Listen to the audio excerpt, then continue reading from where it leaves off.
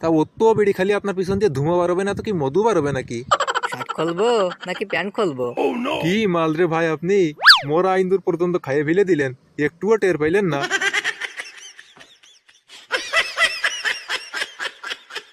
Doctor সাহেব, আমার অবস্থা তো একবারে কিরাসিন হয়ে গেছে। ও তাই নাকি? তাহলে তো সুখবর। আমি দোয়া করি আপনার অবস্থা যেন তাড়াতাড়ি পেট্রোল হয়ে যায়। দেখবেন কয়দিন পরেতে আপনার দাম 300 টাকা করে লিটার হবে। আমার পিছন দিয়ে ধুমো বার হচ্ছে ডাক্তার, আর আপনি আমার সাথে মশকরা করতেছেন। তা ও তো বেড়ি খালি আপনার পিছন দিয়ে ধুমো বাড়বে না তো কি মধু বাড়বে নাকি?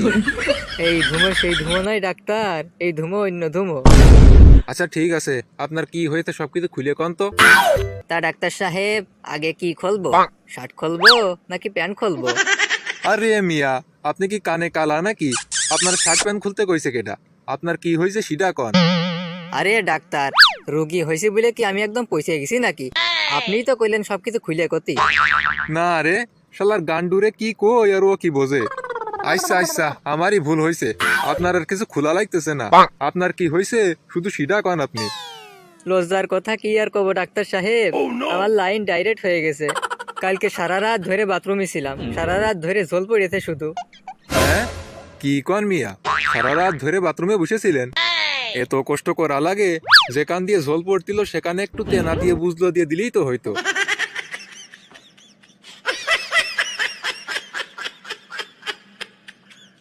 কয় টন মাল খাই আপনি ডাক্তারি করতে বসিতেন? হ্যাঁ, আমার ওষুধ দেওয়ার বদলে তেনা দিয়ে বুঝলো দিতে করছেন। আজ এটা ভুংভাং বাদ দিয়ে কি করলে আমার ঝোল পড়া বন্ধ হবে সেটা কন আপনি। আপনি কি এমন খাইছেন যে সারা রাত ধরে আপনার ঝোল পড়লো? কালকে বাজার থেকে দুটো পেঁয়াজু কিনে খাইছিলাম, তারপর থেকে পেটের মধ্যে ইন্দুর বিলে দৌড়োদৌড়ি করতেছিল। তারপর সকালে উঠে শুনি ওই পেঁয়াজওয়ালা পেঁয়াজু ভাজার সময় ওর মধ্যে একখান মোরা ইন্দুর পড়েছিল, সেটাই ভাইজি আমারে খাওয়াই দিছে। কি মাল রে ভাই আপনি, মোরা ইন্দুর পর্যন্ত খাইয়ে ফেলে দিলেন, একটুও টের পাইলেন না? এখন আপনি আমারে কন, আমার এই ঝোল পড়া কি করলি বন্ধ হবে না?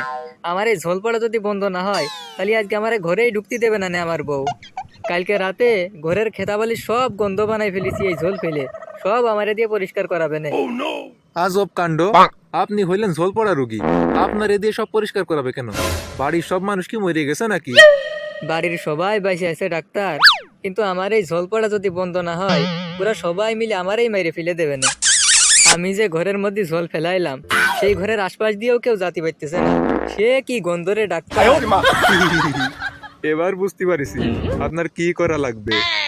কিছুই বুঝতে পারেননি ডাক্তার, আমি তো এখনো আপনার এই মূল ঘটনাটা খুলেই কইনি। আমার পেটের মধ্যে মনে হয় গ্যাসের গোডাউন আছে। আমি যে জায়গায় বায়ু ছাড়তেছি সেই এলাকার মানুষজন সব অজ্ঞান হয়ে যাচ্ছে গন্ধর জ্বালায়। হ্যাঁ কি কন আপনি?